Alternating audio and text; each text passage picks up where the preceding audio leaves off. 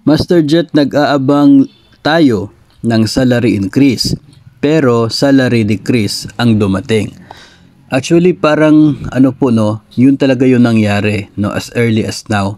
And yung pagpasok ng pagtaas ng PhilHealth contribution at maging yung inaabangan na pagtaas din ng Pag-ibig contribution next month.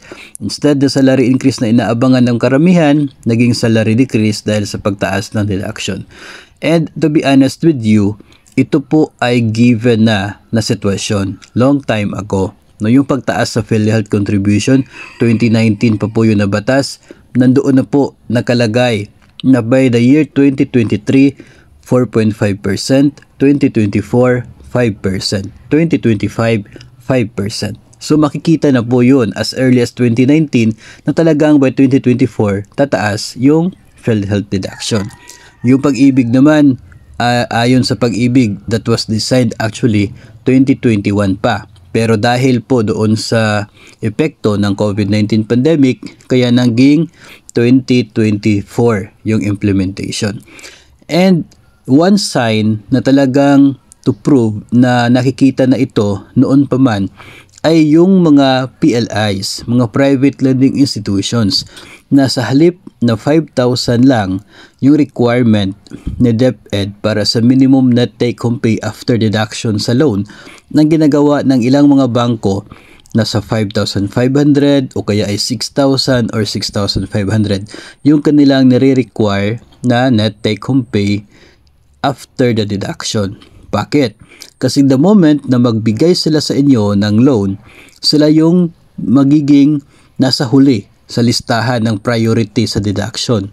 If ever mag-stick sila sa 5,000 limit at ganito yung mangyari, tataas si PhilHealth, tataas si Pag-ibig, sila yung unang maging sakripisyo.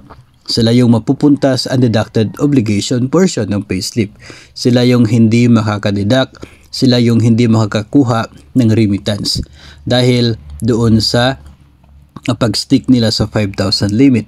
Kaya yung mga PLIs, tinaasan nila yung limit 5,500 o kaya ay 6 o kaya ay 6,500 para pagtaas ng PhilHealth, pagtaas ng Pag-ibig, nasa safe level pa rin po sila. So yun po yung ginawa ng ibang mga PLIs. And just to be honest na rin, yung iba kasi although ginawa yan ng PLI para secure na hindi makakaroon ng undead, many of us ay dahil hindi tayo satisfied doon sa 5,500 or 6,000 na limit, kasi feeling natin 5,000 naman yung required. So ang ginawa, nag-avail ng dagdag na utang sa GSIS, which is isang priority deduction. So ang nangyari, tinaasan yung loan sa GSIS, tinaasan yung amortization para as long as makater sa 5,000 limit na DepEd. So ngayon, pagpasok ng GSIS o kaya ay Pag-ibig o Provident Loan na deduction na which is puro mga priority, pagpasok ng kanilang deduction, yung ginagawa, iniingatan ni PLI na hindi maging 5,000 yung net pay, ang nangyari, naging 5,000 nga. Kasi dumagdag ng utang sa GSIS, Pag-ibig o kaya ay doon sa Provident Loan. So pagpasok ngayon ng deduction, dagdag sa PhilHealth at Pag-ibig, nagkakaroon ng undead. So sayang yung ginawa ni PLI, no? Kasi yung ending, sila pa rin yung mapupunta sa undead dahil doon sa pagdagdag ng utang ni borrower. So yun ay nangyayari. That is reality, no? So yun po yung talagang isa sa mga dahilan kung bakit nakakaroon ng 5,000 limit na lamang talaga, 5,000 na lang talaga na net pay sa ngayon, kahit yung mga PLIs ay tinaasan na nila yung limit ng net pay sa mga umuutang sa kanila.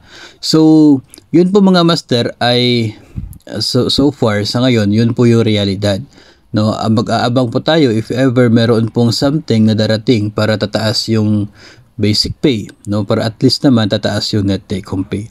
Ang nakakalungkot lang kung sakali na tataas yung basic pay, ang mangyayari naman ay lalapit muli tayo sa mga PLIs at doon naman mapupunta yung increase, which is supposedly intended para madagdagan yung ating tinatanggap every month mula po sa ating pagtatrabaho as part of our net take home pay.